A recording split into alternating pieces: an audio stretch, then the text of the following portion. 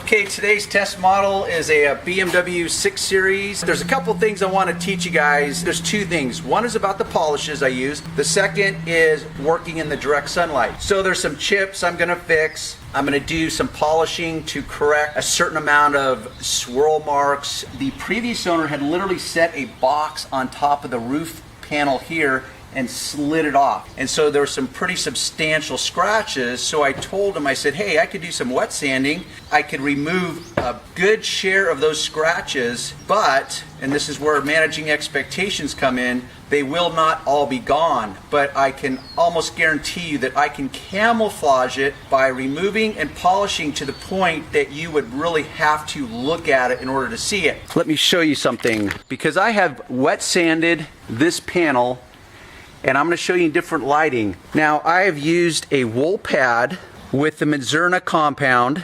FG400. Now, typically, when I used to use the Meguiar's 105, which is their cutting polish, there would be swirl mark. Now, just to let you know, I did more than just wipe the polish off. I literally used my mixture of rubbing alcohol and distilled water to make sure I removed every trace bit of polish so that the swirl marks would actually show up, because my next step is to remove the swirl mark. But guess what you're not seeing? You're right, swirl marks. Why is there no swirl marks? Well, this is where I'm just that in love with the Mizerna polish, because I can literally use a wool pad and a cutting wool pad, which is right here on my rotary buffer, and I just picked up yet another pint of the FG400.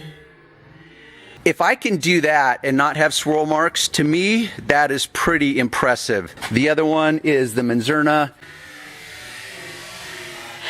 and you'll notice the different caps because this is a newer version, is the SF4000, which is their superior performance polish, which I will use as the final step. Now, is there other polishes out there that can perform like that? I'm sure there are, but just like you, I've only got so much time in every day. I've only got so much money in my pocket, so sometimes I just don't need to overthink it and just go with it unless I'm forced to, or I have time to experiment with more and more polishes. Okay, a couple things. I use very low polish. Now, because of the color of this car and because of the polished Mizerna itself, swirl marks, it's not going to be a great issue on this car. This car has some very hard clear coat. This is my pad washer. To me, if you're going to do some serious polishing, and by serious I mean lots of it, I always pre-season my pads. That's one of the many reasons the pad washer is so ideal.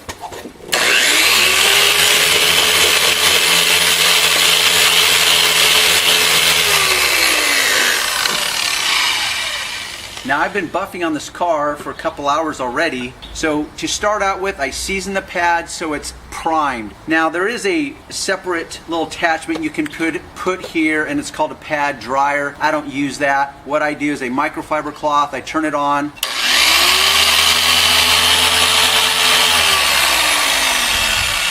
I allow it to spin, and that mops up any excess moisture. Also, as I'm polishing, it will also mop up any additional polish that's remaining on the pad that was not washed away with the pad washer. So that's what I do when it comes to using the foam pad. And this, I will show you, now that it's been pre-seasoned, it's clean, I don't use much polish.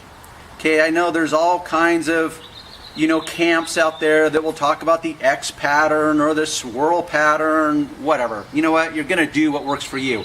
The point is it does not require much polish. And as a beginner, because we've been groomed as society to think that more is always better. Well, if that's good and I want better, well, then I just need to add more polish. Well, guess what? It will actually just be that, more polish. It's not going to produce any better results for you. In fact, if you use enough polish, it will actually become counterproductive to you as the user. And it will wad up, it will gum up, you'll make a bigger mess, you'll go through more polish. Of course, Mizerna will love that because you'll have to buy more products sooner. That amount of polish right there is enough to do a single panel. So this door actually is not an average size panel because it's a coupe. This is enough to do it.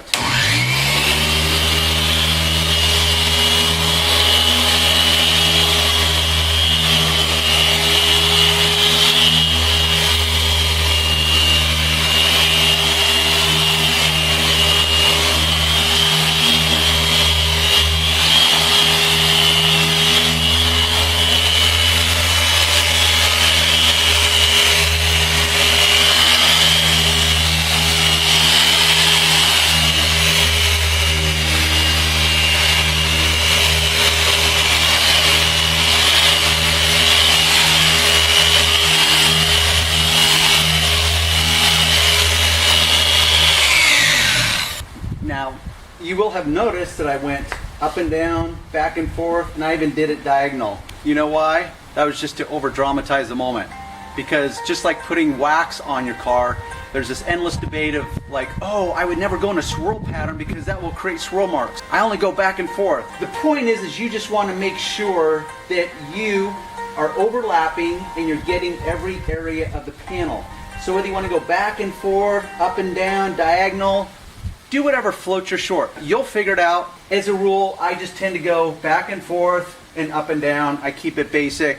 And I know that way I'm sure to cover every spot and I overlap the spot. Okay, folks, I'm back for the big reveal. Wait for it, ba-bam.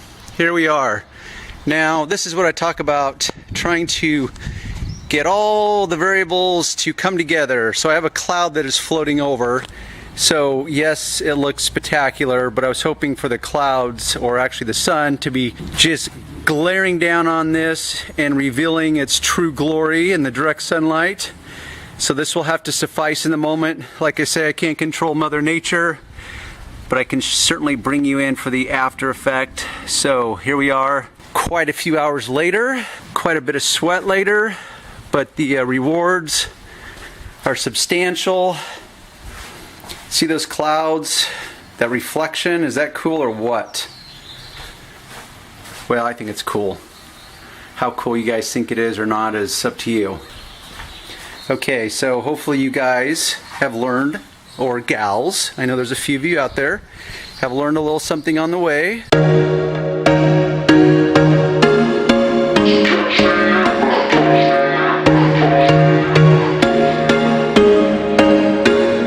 Was once a day that I would pray for you. I'd go and misbehave just so you'd notice too. Sneaking looks up and down from across the room. And damn, what a hell of a view. I feel good, you look great, I like you, I can't wait.